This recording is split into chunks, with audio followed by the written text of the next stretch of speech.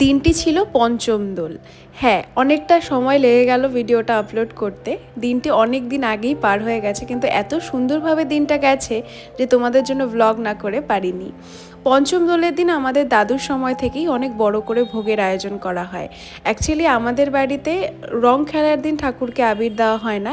রং খেলার 5 দিন পরে যে পঞ্চম দোলের তিথি পড়ে, সেই তিথিতে আমাদের বাড়িতে ঠাকুরকে আবির দিয়ে ভোগ দিয়ে অনেক আনন্দ করা হয়। তো আজকে হলো সেই দিন, সেই দিনের ভ্লগ এটা। তো সকালবেলায় উঠেই আগে রাধা গোবিন্দ গোপাল সবাইকে স্নান করিয়ে নিয়ে সাজিয়ে গুজিয়ে রেডি করে দিয়েছিলাম। তারপরে বম্মা এসে আগে আবির দিয়েছিল, তারপরে সব ভোগের আয়োজন করা শুরু করে দিয়েছিলাম।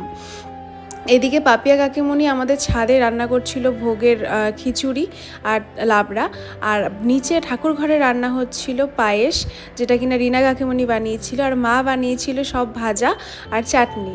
আর আমি সবাইকে রেডি করেছিলাম, রাধা গোবিন্দ গবলুকে সবাইকে সাজিয়েছিলাম। সবাই সেপারেটভাবে কাজ ভাগ করে নিলে কি একজনের ওপরে চাপ পড়ে না। তারপরে শুরু হয়ে যায় ভোগের আয়োজন। ভোগের আগে শুরু হয় রং খেলা। তাদের সাথে এমনভাবে রং খেলা হয় যেন সত্যিই আমরা হোলি খেলছি। সেদিন নতুন বস্ত্র, মানে ইয়েলো কালারের বস্ত্র পরানো হয় সবাইকে। তারপরে ফুল আর আবির দিয়ে খেলা হয় অর্গ্যানিক হোলি, মানে এই হোলিতে কোনো জল ফল ব্যবহার করা হয় না, সব আবির দিয়ে ফুল দিয়ে সবাই ঠাকুরকে রং দেয়। তারপরে শুরু হয় আমাদের রং খেলা। আর এই রং খেলার না একটা আলাদাই আনন্দ। যাদের বাড়িতে হয় এই খেলাটাই, রিচুয়ালটা, তারা বুঝবে এটার কতটা আনন্দ। আর তারপরে যখন সবাই একসাথে রং খেলতে শুরু করে তখন বোঝাই যায় না যে এটা কি হোলি খেলা হচ্ছে নাকি পুজো হচ্ছে। আর এদিকে দেখো আমার বাবা পুরো গোসাই সেজে বসে রয়েছে, পুরোহিত সেজে, যে ভোগ নিবেদন করবে। তারপর আস্তে আস্তে ভোগের কীর্তন শুরু হয়, এবং কীর্তনের পর শুরু হয় হলো আমাদের আবির খেলা। আগে ঠাকুরকে আবির দেওয়া হয়, তারপরে কীর্তন হয়, সবাইকে তিলক পরানো হয়, তারপরে শুরু হয় আমাদের আবির খেলা। তো আবির যখন খেলা হয় তখন বাবা এত সুন্দর কালারের একটা আবির নিয়ে এসেছিলো, সবাইকে যখন লাগাচ্ছিল না সবার মুখটা যেন ফুটে উঠছিল আরও বেশি।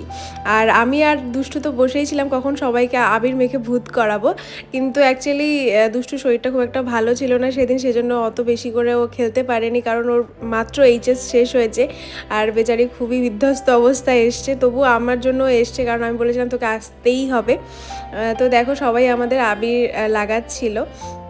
আর পুরো ওই দিন মানে আবিরগুলো না এমন ছিল, মানে অনেকক্ষণ রেখে দিয়েছিলাম বলে পরের দিকে আবির আর উঠতে চাইছিল না, এরকমভাবে হোলি খেলেছিলাম। তো দেখো ততক্ষণে মা সব ভোগের সব রেডি ফেডি করে ফেলেছিল, সব বেড়ে ফেরে। আর আমাদের সবসময় পাথরের খাদাতে, মানে এই প্লেটটাকে খাদা বলা হয় আমাদের ভাষায়, পাথরের খাদাতে ভোগ নিবেদন করা হয়। আর আজকের ভোগের আয়োজন করা হয়েছিল খিচুড়ি, লাবড়া, ভাজা, চাটনি, পায়েস, মিষ্টি, ফল। তারপরে দেখো মাম্মামরা গেছিলো দীঘা, সেদিন সকালবেলায় দীঘা থেকে এসে নেমেছে, তাই ও একটু আসতে লেট করে ফেলেছে, সেজন্য ওকে আমি পরে আমার গাল থেকে একটু আবির ঘষে দিয়েছিলাম। তারপরে শুরু হয় কীর্তন। ভোগ নিবেদন করার পর দরজা আটকে তারপরে কীর্তন করতে হয় আমাদের বাড়িতে। তো আমাদের বাড়িতে কি সবার বাড়িতে এই নিয়মই হয় অবশ্য। তারপরে শুরু হয় প্রসাদ খাওয়ার। প্রসাদ আমরা খাইয়েছিলাম আমাদের নিচে পার্লারের মেঝেতে, কারণ অত বড় এখন জায়গা নেই, কারণ সোফা পাতার পরে ওই জায়গাটা কনজাস্টেড হয়ে গেছে। তারপরে সবাই প্রসাদ খাওয়ার পরে আমরা বসে বসে সবাই পান খাচ্ছিলাম, আড্ডা দিচ্ছিলাম। আর সেটা রেকর্ড করছিলাম বলে বদ্দিভাই বলছিল এই দেখ কি পাজি রেকর্ড করছে। তো তারপরে দুষ্টুর মন ভরেনি পান খেয়ে, তাই ওকে আবার পাপিয়া কাকুনি থেকে আরেকটু পান এনে ওকে দিলাম। তো এইভাবেই গেল দিনটা। কেমন লাগলো ব্লগটা জানাতে ভুলো না। চলো টাটা।